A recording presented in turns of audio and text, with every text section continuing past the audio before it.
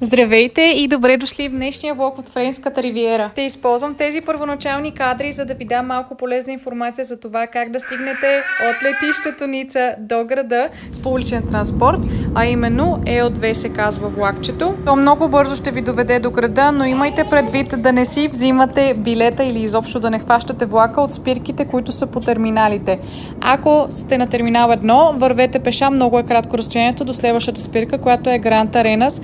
Оттам билетът би ви бил 1,70 евро, а ако го вземете от терминалите, билетите са по 10 евро за двупосочен, което е надута туристическа такса. А в случай, че кацате на терминал 2, си вземете безплатния превоз до терминал 1 и направете същото, което току-що ви казах. Решени са цените също за седмичните и месечните пасове за Френската ривиера. Ето го и апартаментът, който наехме, е супер близо до центъра на Ница и въпреки това сравнително тих. На нас ни трябваше само за една нощувка и цената съответно е 140 евро, но предполагам, че за повече би могла да бъде по-ниска. Върсите студия, със сигурност има нещо по-изгодно, но за нас приоритет е стаите да са отделно всекидневната и спалнята, а обзавеждането страшно ми хареса. Първият ни ден беше дъждовен, но успяхме да се насладим на сутрешна разходка в Ница. Видяхме доста бягащи и спортуващи хора по крайбрежната и хора, които отиват на работа в останалата част на града. Тоест рано сутрин няма никакви туристи и наистина можете да се почувствате сякаш живеете в този град и да усетите духа му.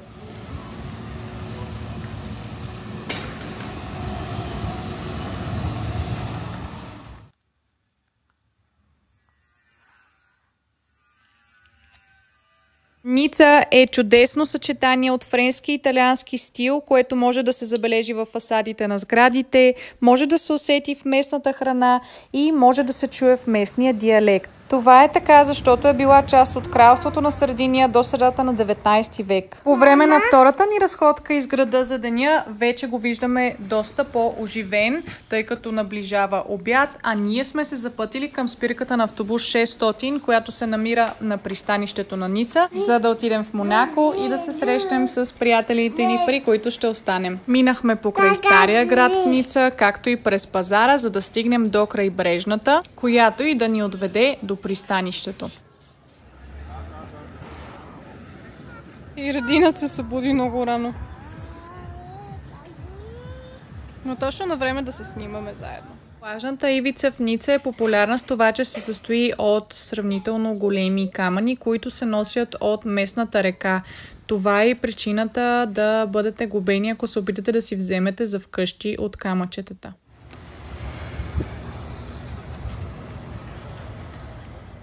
Каза се, че началната спирка на автобуса, който искахме да вземем в Google е зададена погрешно, затова питахме местни и ни опътиха коректно.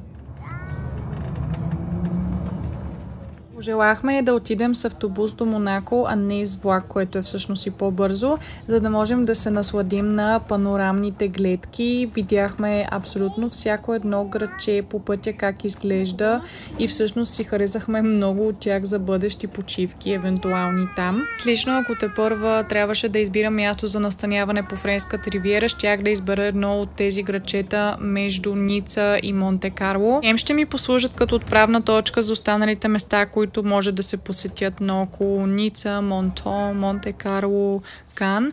Хем ще почиваме на спокойно и красиво място.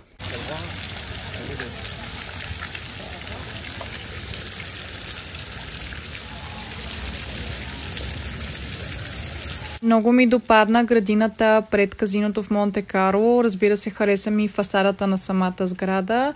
И смятам, че ако сте наблизо, си заслужава да се посети, за да се насладите на красотата на града и да видите, че не е само фалш и позорство.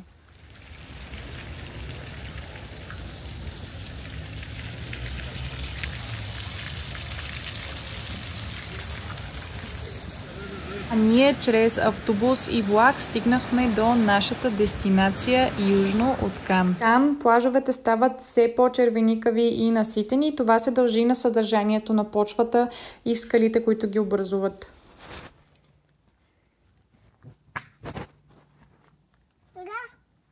На басейн ли искаш, мамо? Да.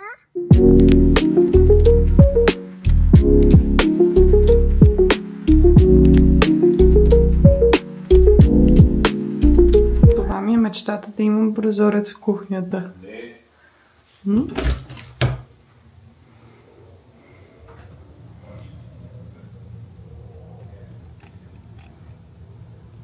И морето.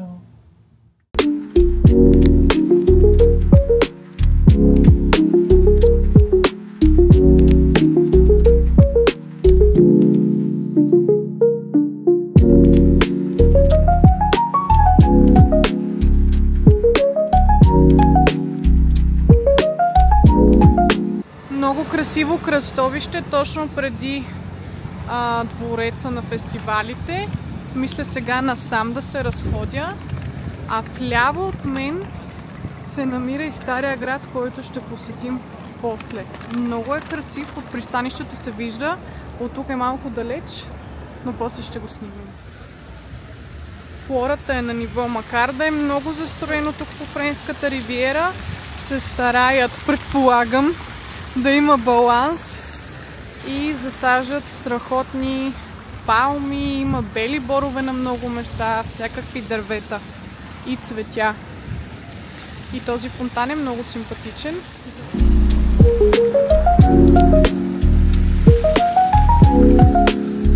Пускам се по уличката с магазините, тъй като съм в търсене на детска книжка за Радина. Взимам като сувенир за нея. От всяка държава, в която идем, тук е пешеходната. Просто трябва да избера посока. А пък тя е с баща си на детската площадка, защото той не обича този тип разходки. Предпочита да кара по плажната, по променадата. Тя после там ще спи в уличката, че тук е доста шумно. А сега ще разгледам за нещо подходящо за нея. Ето е и пешеходната улица с магазините. Това е то. Много красиви фасади тук по Френската ривиера. Всичко е добре поддържано. Може би ако се загледаш има някои детайли, които куцат, но като цяло фасадите на сградите са доста добре поддържани и са уеднаквени. Има стандарт, което допринася за красивия вид на всичко. Навсякъде има кепенци, разбира се, ковано желязо. Тук добра оферта за еспресо и круасан, 3 евро. Значи тази пешеходна, красива, води точно до Стария град, така че аз ще стигна до някъде и ще се върна, за да може да го посетим заедно. И ще тръгна в обратната посока към плажа Клоазет.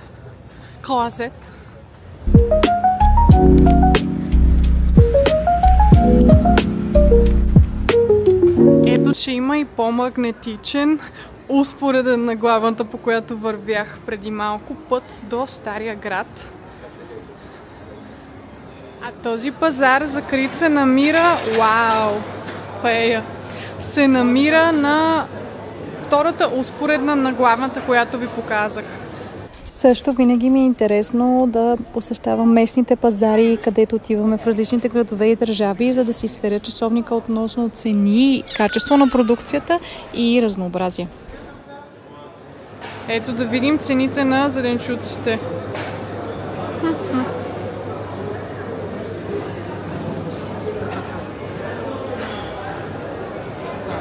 7 евро за биодомати. Мисля да взема някой плод на Радина.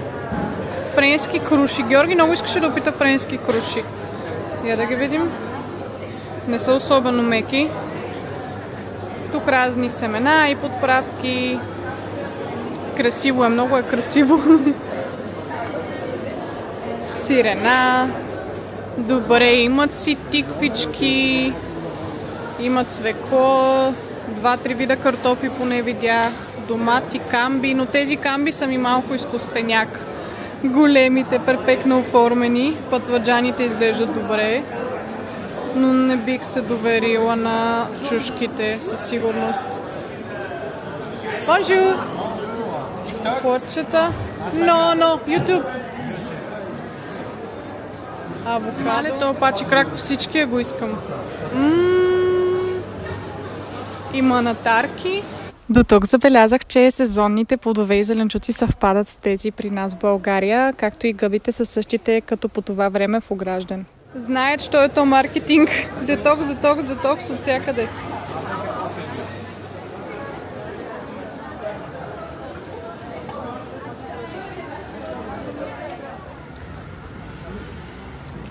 Тук ми е 5 кюшета на Кан.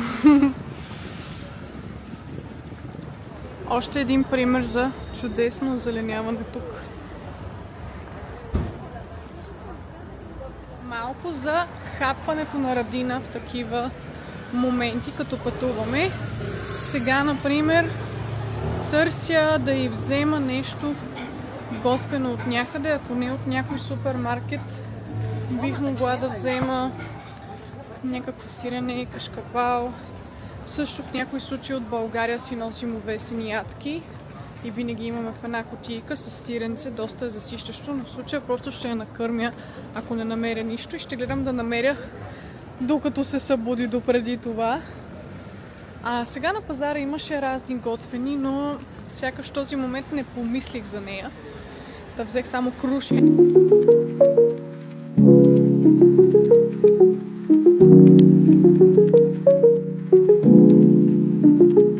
Хайде да се върна при детенце. Площадката е супер. Това е публична безплатна тоалетна в Кан на плажа. Ето как изглежда. По-добре от тези в нашите молове. Плажната ивица в Кан е просто страхотна, за разлика от каменната в Ница, и препоръчвам горещо половин ден плажуване тук.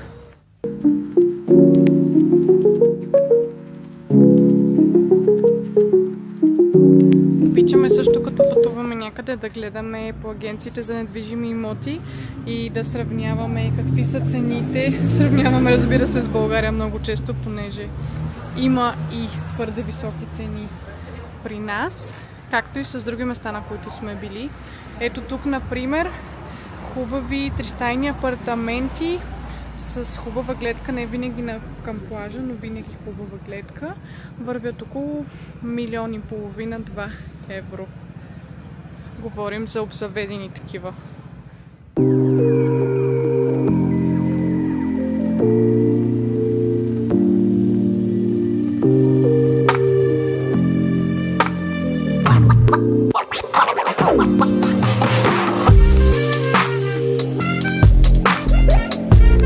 Някъде има единични столове, за кой каквото иска да прави. Видях хора, които си хапваха, наблюдаваха или четяха вестник.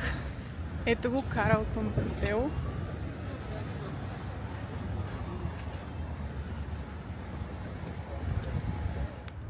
Добре дошли в Антип. Да кажа, че тук да представяш поглед. Много е красиво. Други вие, ако не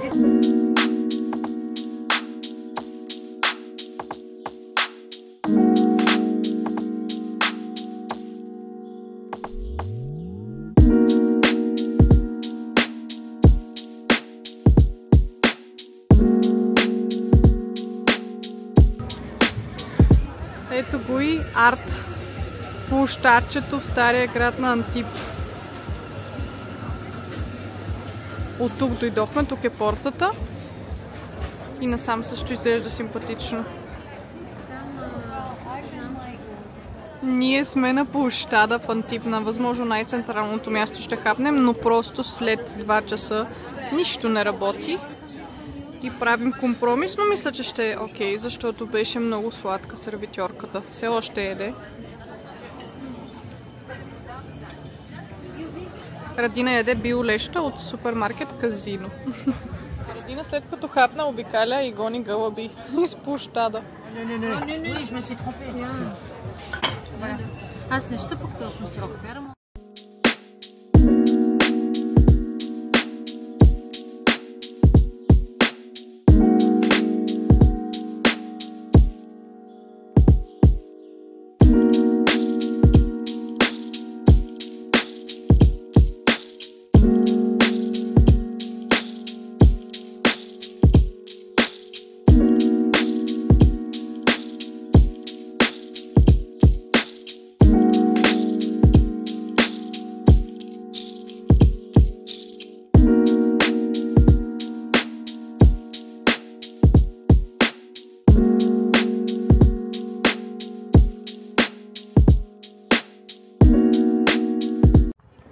сладолед Фантип. Ето от симпатичните италиански, извинете, френски, провансалски улички. Какво видя, мамо?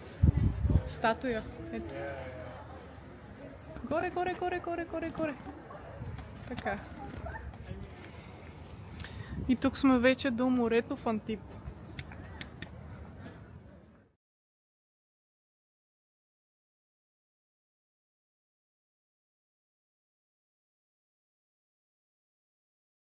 Тук е музея и страхотна гледка. Изобщо не знам как стигнахме до тук, но има много хубава детска площадка. Там след палмите, при другите палми. И отиваме за сладолед. Вече забрави, че трябва да се вижда. Антип през годините е привлякал немалко хора на изкуството, които са живяли и творили там, като например Моне, Николас де Штойл и Пабло Пикасо, чието първи в света музей, посветен на него, се намира именно в Антип, в бившето Шато Грималди, което той е закупил като негов дом, докато се е помещавал в Антип.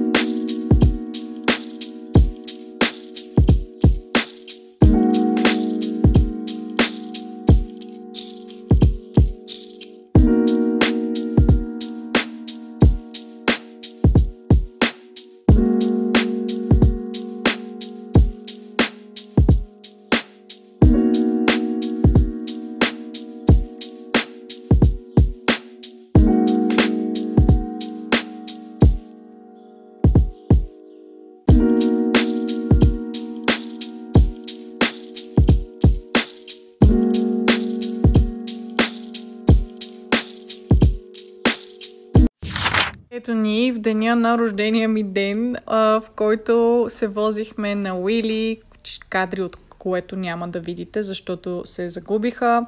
Като цяло нямам почти никакви кадри от този ден, освен от сутринта в вилата и при вечер в вилата.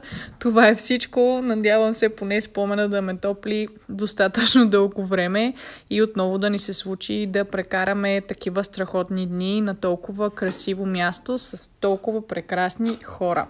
Сутринта беше бавна, играхме тенис на маса и полека се отправихме за обяд на плажа.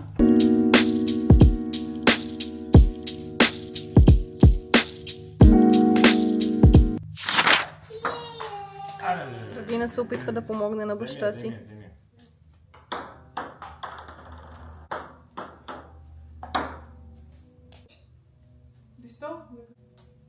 О, това мирише. Това е много някаква пилка. Да. Варум. Тренирам. Какво тренираш? Неуспешни удари. Айде. Добре.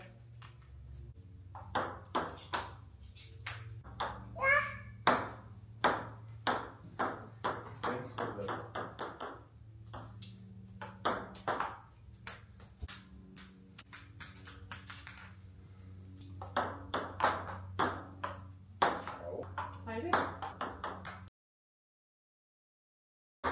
Ама трябва моето... Не се учи така. Кое? Трябва в моята да изпратиш, моето игрище, не твоето. Ти си правиш на себе си... Правя, бе. Нали трябва да сме при мене? Не, само първия път. След това и ти тенис. Окей. Като в тениса. Даже и в тениса седмица да я отсреща. Не знаех. Тук само първия удар трябва да е твоето. Разбрах, аз не го знам.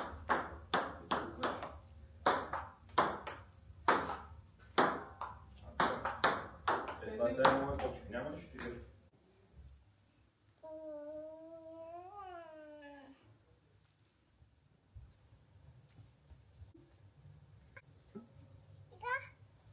Дай му. Време, мама. I was thinking more. That's why you need.